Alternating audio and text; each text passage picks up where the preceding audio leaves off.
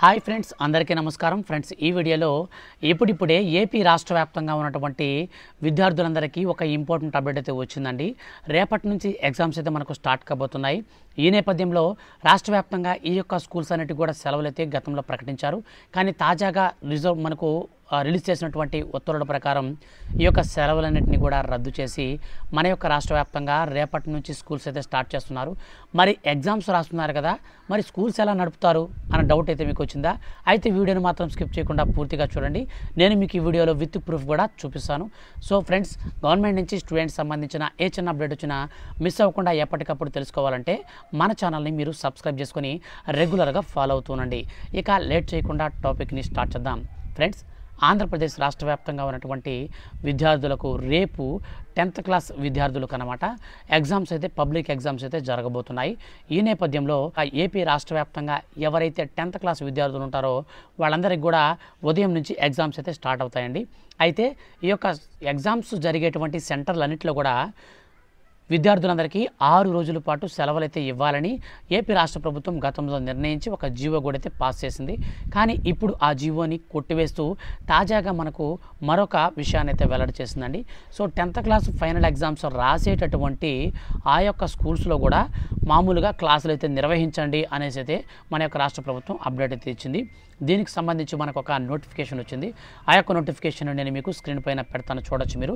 So క్లారిటీగా మనం ఆ యొక్క మనకు అప్డేట్ని కనుక చూసుకుంటే 10వ తరగతి పరీక్షలు జరిగే పాఠశాలల్లో ఒంటిపూట బడులు నిర్వహించాలని విద్యాశాఖ నిర్ణయించింది. 9:30 నుంచి 12:45 వరకు పరీక్షలు అయితే మనకు అంటే 10th క్లాస్ పబ్లిక్ పరీక్షలు అయితే ఆ టైంలో జరుగుతాయన్నమాట. అలాగే మధ్యాహ్నం 1 గంట నుంచి సాయంత్రం 5 గంటల వరకు తరగతులను నిర్వహిస్తారు. ఇటీవల ఆయా స్కూళ్లకు సెలవులు ఇవ్వాలని ఉత్తర్వులు జారీ చేసిన విద్యాశాఖ తాజాగా వాటిని రద్దు చేసింది. జాతీయ మతపరమైన సెలవు దినాల్లో మినహా మిగిలిన సెలవుల రోజుల్లో ఏప్రిల్ 23 వరకు ఒంటిపూట తరగతులు ఉన్నాయి. సో ఈ విధంగా మనకైతే అప్డేట్ వచ్చిందనమాట. మన యొక్క రాష్ట్ర వ్యాప్తంగా రేపు అనగా మార్చి 18 నుంచి ఒంటిపూట బడులు అయితే స్టార్ట్ అవుతున్నాయి. అదేవిధంగా మనకు 10th క్లాస్ వాళ్ళందరికీ కూడా ఎగ్జామ్స్ అయితే స్టార్ట్ అవుతున్నాయి.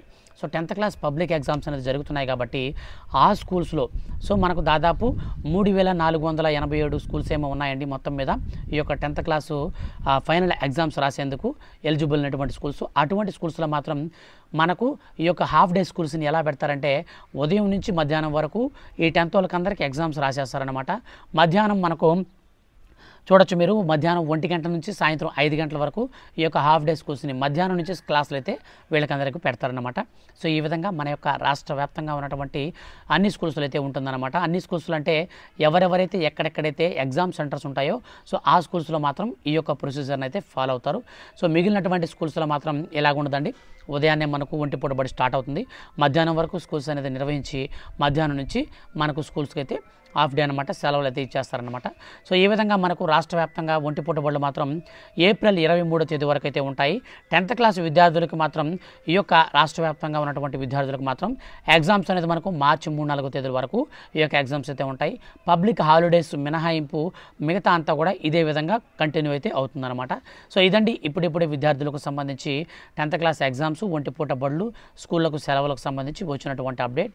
ఫ్రెండ్స్, గవర్నమెంట్ నుంచి ఏ చిన్న అప్డేట్ అయినా సరే విద్యార్థులకు సంబంధించి వచ్చిన వెంటనే మిస్ అవ్వకుండా తెలుసుకోవాలంటే మన ఛానల్ని మీరు సబ్స్క్రైబ్ చేసుకోండి. ఈ వీడియోని లైక్ చేసి సపోర్ట్ చేయండి. Thank you for watching.